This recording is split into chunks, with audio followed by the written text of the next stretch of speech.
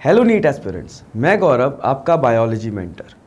आज हम जो टॉपिक डिस्कस करने जा रहे हैं वो है operon concept and lac operon, which is important one जी, क्योंकि आपके एग्जाम में बहुत ज़्यादा फ्रीक्वेंटली पूछा गया टॉपिक है। इस टॉपिक में हम बात करने जाएंगे जीन्स के टाइप्स की, ओपेरॉन कंसेप्ट की, लैक ओपेरॉन की, लैक ओपेरॉन फंक्शन किस तरह से करता है उसकी, और इसके बाद मैं आपको कुछ प्रैक्टिस क्वेश्चंस भी डिस्कस कराऊंगा।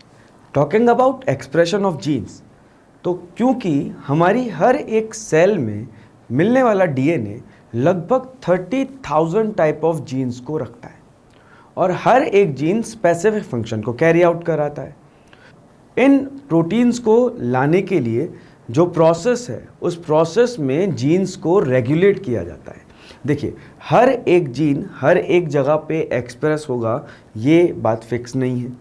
आपकी लिवर में मिलने वाली बी सेल्स और बीटा सेल्स जो इंसुलिन प्रोड्यूस कर रही हैं, सेम जीन हमारी बॉडी के बाकी सेल्स में भी है, लेकिन वहाँ पर ये एक्सप्रेस नहीं होता है। तो ये जो एक्सप्रेशन को ऑपरेट करना है, इस एक्सप्रेशन को रेगुलेट करना है कि weather a gene is being transcribed और ट्रांसलेटेड और नॉट, इसको हम ओपेरॉन कंसेप्ट के तहत पढ़ते हैं। तो एक पर्टिकुलर सेल में दो तरह के जीन्स होते हैं। एक जीन्स को हम बोलते हैं कॉन्स्टिट्यूटिव जीन्स। कॉन्स्टिट्यूटिव जीन्स और जैसे होटल्स में हाउसकीपिंग डिपार्टमेंट होता है, वैसे ही हाउसकीपिंग जीन्स हैं। ऐसे जीन्स जिनका ट्रांसक्रिप्शन एंड ट्रांसलेशन हर एक लिविंग सेल में इंपॉर्टेंट है, like genes of glycolysis. And the second one is called luxury genes. Luxury genes और नॉन कॉन्स्टिट्यूटिव जीन्स ऐसे जीन्स जो हर एक सेल में ट्रांसक्राइब और ट्रांसलेट नहीं होते। जैसे मैंने पहले बताया था कि इंसुलिन के जीन्स केवल बी सेल्स ऑफ पैनक्रियाज में, पैनक्रियाज के लैंगरहैंस आइलेट्स में सिर्फ वहीं पर ट्रांसक्राइब और ट्रांसलेट होंगे, बाकी जगह पर ट्रांसक्राइब एंड ट्रांसलेट नहीं होंगे। And this total concept is called operon concept. And ये कंसेप्ट सबसे पहले जो एक्सपेरिमेंटली प्रूव किया गया था, ये प्रूव हुआ था पास्चर इंस्टीट्यूट ऑफ पेरिस में, that was done by Francois Jacob and Jacques Monod. तो non constitutive gene is of two types. Non constitutive genes में एक जीन्स ऐसे होंगे जो नॉर्मली एक सेल में स्विच्ड ऑफ होंगे, लेकिन ज़रूरत पड़ने पर उन जीन्स को स्टार्ट किया जा सकता है या स्विच ऑन किया जा सकता है। एंड द सेकेंड वन, जिसको आप रिप्रेसिबल जीन बोलेंगे, जो जनरली एक सेल में स्टार्टेड रहेंगे, लेकिन ज़रूरत पड़ने पर उन जीन्स को स्टॉप और स्विच ऑफ किया जा सकता है। तो जो जीन्स ऐसे हैं जिन्हें आप इंड्यूस कर सकते हैं, उन्हें आप इंड्यूसिबल जीन्स बोलते हैं, और जिन जीन्स को स्टॉप करते हैं उन्हें आप रिप्रेसिबल जीन्स बोलते हैं। जो इंड्यूसिबल जीन्स हैं उन्हीं का एक टॉपिक लैक ओपेरॉन और लैक ओपेरॉन कंसेप्ट हम आगे डिस्कस करने जाएंगे। Now we are going to talk about operon concept and lac operon. और लैक ओपेरॉन में हम इसकी फिजियोलॉजी और साथ में कुछ एमसीक्यूज को डिस्कस करने जा रहे हैं। So the operon concept was explained by Francois Jacob and Jacques Monod in 1961 at Pasteur Institute Paris. और इस इंस्टीट्यूट में इन्होंने अपनी डिस्कवरी के लिए ई कोलाई पर कई एक्सपेरिमेंट्स रन किए, और इन एक्सपेरिमेंट्स के कंक्लूजन में इन्होंने ओपेरॉन कंसेप्ट लोगों को बताया। दैट ओपेरॉन कंसेप्ट सेज कि एक स्ट्रक्चरल जीन में या एक से ज़्यादा स्ट्रक्चरल जीन्स के पार्ट में उन्हें रेगुलेट करने के लिए एक ऑपरेटर जीन अवेलेबल होता है, और इस ऑपरेटर जीन के फंक्शनल एंड नॉन फंक्शनल होने के चलते इंड्यूसिबल एंड रिप्रेसिबल जीन्स सामने आते हैं, as in we see in lac operon. तो टॉकिंग अबाउट ई कोलाई, जब भी ई कोलाई बैक्टीरिया को हम लैक्टोज फ्री इन्वायरमेंट में रखते हैं तो इसके पास ऑलरेडी अवेलेबल जीन्स जो कि लैक्टोज मेटाबॉलिज्म से रिलेटेड हैं, वो स्विच्ड ऑफ कंडीशन में रहते हैं। ये जीन होते हैं इसमें मिलने वाले lac Z, that codes for beta galactosidase, lac Y, that codes for trans acetylase, and lac A, that codes for permease enzyme. और ये एंजाइम्स का प्रोडक्शन जब तक बैक्टीरिया लैक्टोज एनवायरनमेंट से फ्री है तब तक करने की ज़रूरत नहीं पड़ती है, तो ये जीन्स स्विच्ड ऑफ कंडीशन में रहते हैं। जब भी ये बैक्टीरिया किसी ऐसे एनवायरनमेंट से इंट्रोड्यूस कराया जाता है जहाँ पर लैक्टोज अवेलेबल है, वहाँ इन जीन्स को स्विच ऑन करना पड़ता है। टॉकिंग अबाउट लैकोपरॉन, ये पूरे स्ट्रक्चर में हमें जो जो चीज़ें देखने को मिलती हैं, इस पूरे ट्रांसक्रिप्शन यूनिट में कुछ जीन्स अवेलेबल हैं जिन्हें हम लोग मार्क करते हैं P, that stands for promoter, I, that stands for regulator gene, P again, that again stands for promoter, O, that stands for operator gene, and then the structural genes itself, Z, Y and A.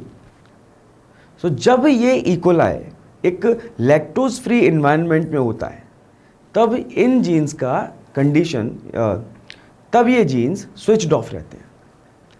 तो इन्हें switch off करने में जो भी structural unit में jeans available हैं, इन सब का अपना अपना फंक्शन होता है।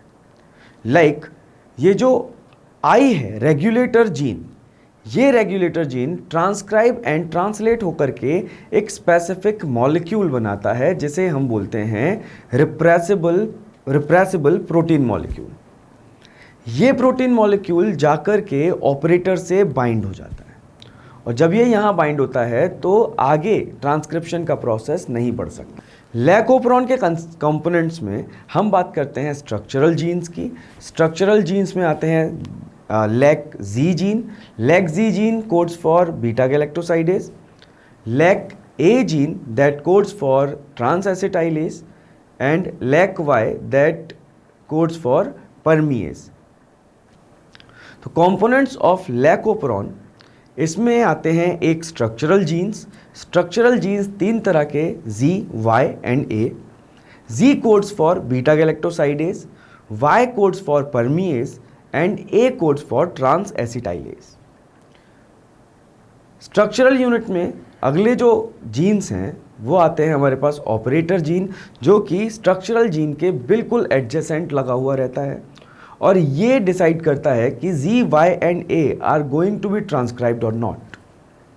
इसके बाद में एक इम्पॉर्टेंट स्ट्रक्चर होता है I gene, that is regulator gene, जो कि रिप्रेसिबल मॉलिक्यूल के ट्रांसक्रिप्शन एंड ट्रांसलेशन को रेगुलेट करता है।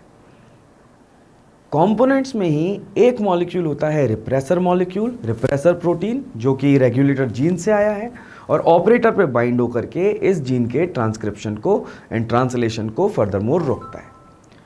इसके बाद आता है एक इंड्यूसर मॉलिक्यूल।